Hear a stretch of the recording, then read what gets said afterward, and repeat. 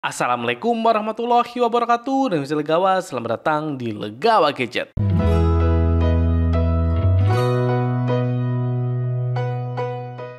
Sebelumnya jangan lupa untuk klik tombol subscribe untuk support channel Legawa Gadget. Terima kasih.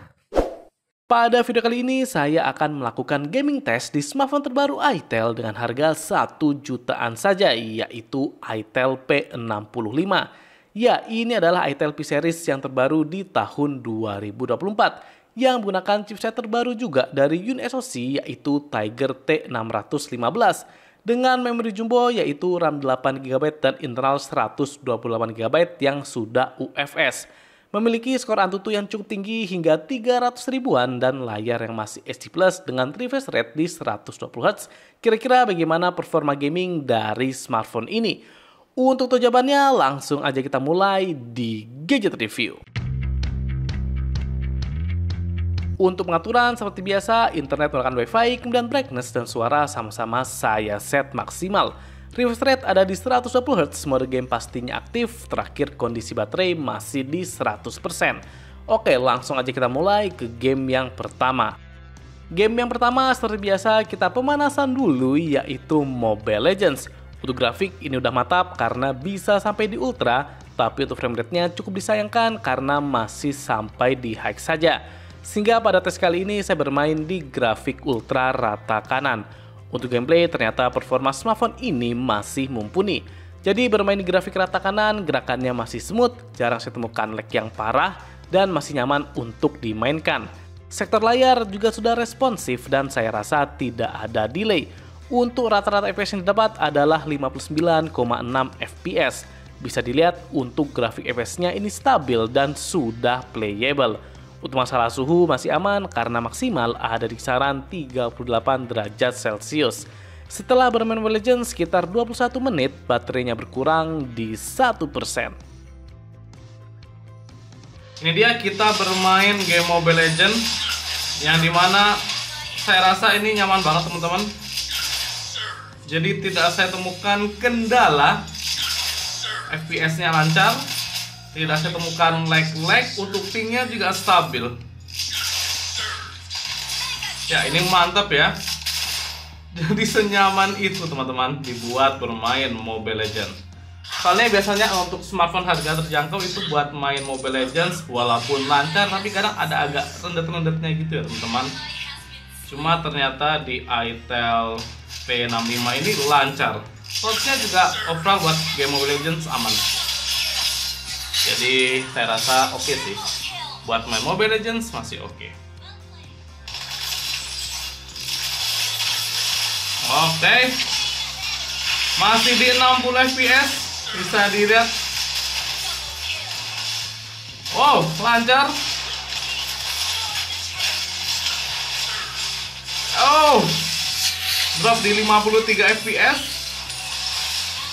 49. Mantap, ini masih bisa banget. Performanya bagus ya teman-teman. Kondisi sangat ramai, hanya drop di 49 FPS saja. Kita lanjut ke game yang kedua, yaitu PUBG Mobile. Untuk grafik maksimal bisa sampai di HD dengan frame rate di high. Sedangkan kalau kita set di grafik smooth dan balance bisa sampai di frame rate ultra. Pada tes kali ini saya bermain di grafik smooth ultra. Untuk gameplay lagi-lagi sudah lancar, FPS-nya cukup stabil, dan yang paling saya suka adalah gyroskopnya yang sudah hardware, sehingga responsif dan akurat. Belum lagi di sini terdapat flex button yang bisa dijadikan sebagai tombol L1, yang dimana di sini saya fungsikan sebagai tombol untuk menembak.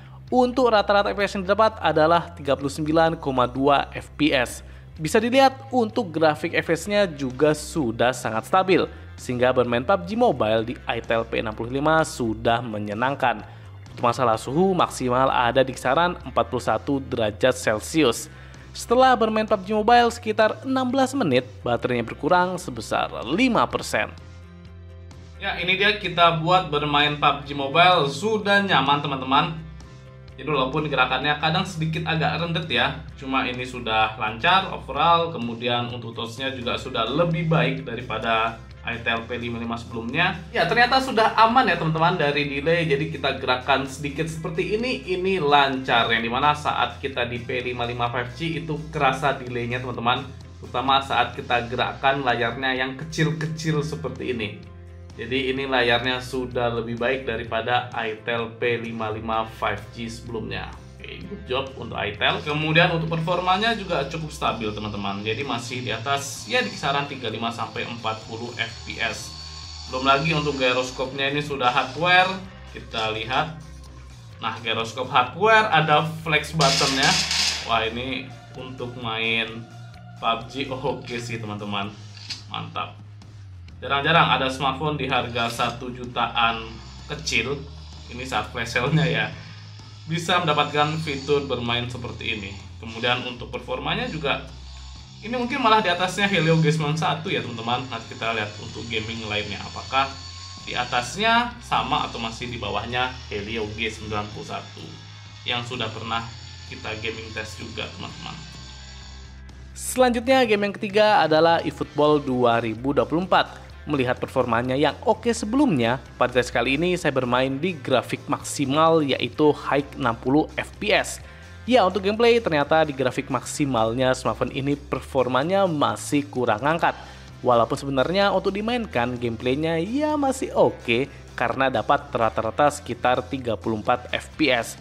Cuma tetap ini gameplaynya masih kurang maksimal.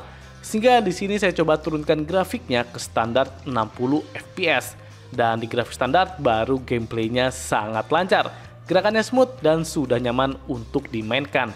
Rata-rata FPS yang didapat adalah 58,6 FPS.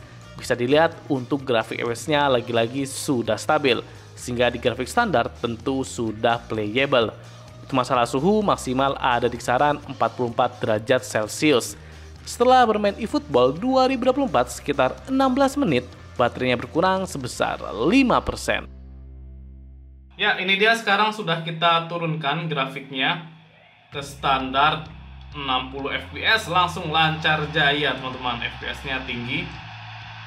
Dan saya rasa performa dari smartphone ini masih di bawahnya smartphone chipset Helio G99, tapi ini masih di atasnya Helio G80-an series teman-teman. Bahkan kayaknya masih di atasnya G91.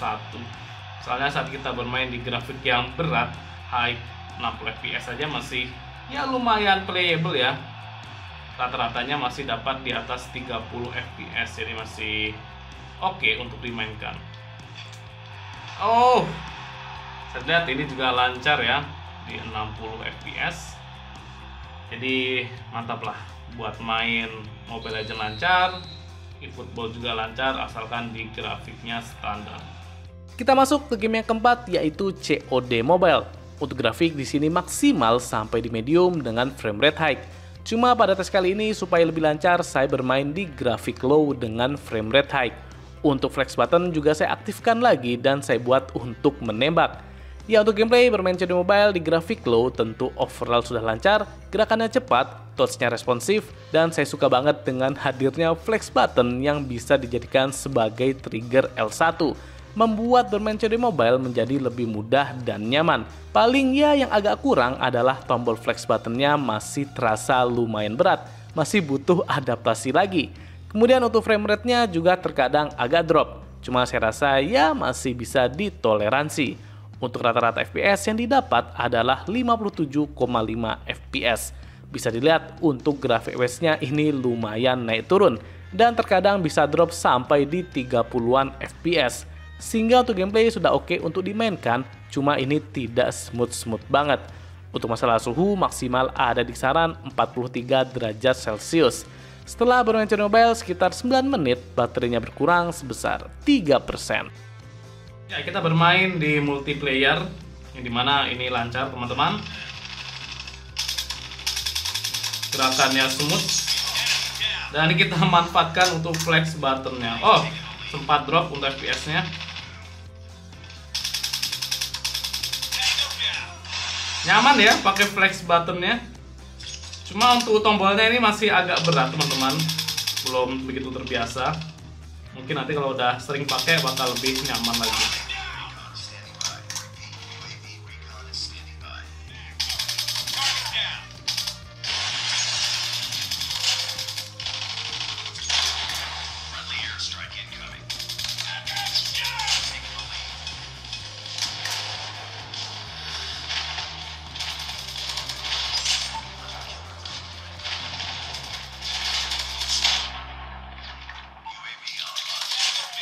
Oke. Selanjutnya game yang terakhir yaitu Genshin Impact.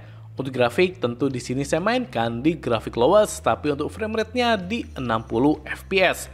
Ya untuk gameplay ternyata di buat bermain Genshin juga masih aman dan cukup nyaman.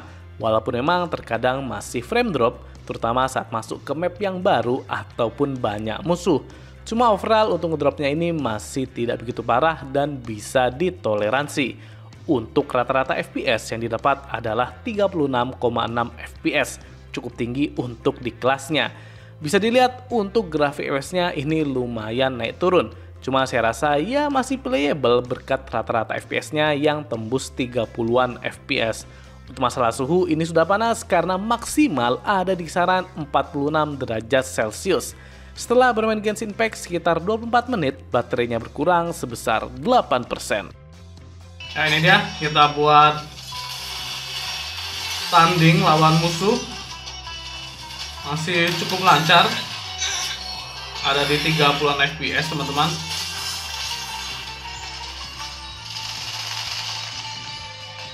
Bisa dilihat ya.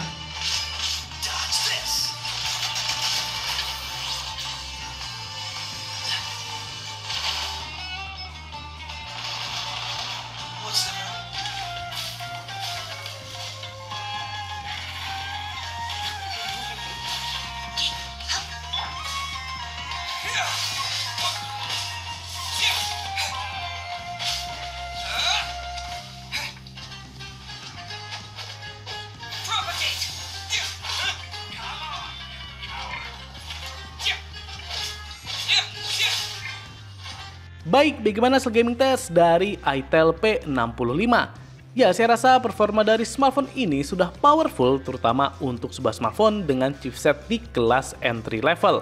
Performanya in upgrade dari saudaranya itel P55 NFC, serta di atasnya itel S23 series. Bahkan untuk gameplaynya ini sudah lebih baik daripada smartphone dengan Helio G91 yang saya tes dulu. Sehingga itel P65 sudah mumpuni untuk diandalkan gaming saat ini. Hal yang makin membuat saya kagum dengan smartphone ini adalah gyroskopnya yang sudah hardware. Kemudian hadirnya tombol flex button yang bisa dijadikan sebagai trigger L1. Sehingga buat bermain game FPS bisa sangat membantu. Untuk kualitas layar, itel P65 juga sudah lebih baik daripada saudaranya itel P55 5G. Karena sekarang layarnya lebih responsif dan tidak delay. Paling yang bisa jadi perhatian untuk gaming dari smartphone ini adalah suhunya yang cukup panas. Sehingga untuk kelas harganya yang 1 jutaan saja, saya rasa itel P65 menjadi salah satu pilihan yang sangat menarik. Oke, cukup sekian gaming test dari itel P65. Jangan lupa subscribe. Wassalamualaikum warahmatullahi wabarakatuh.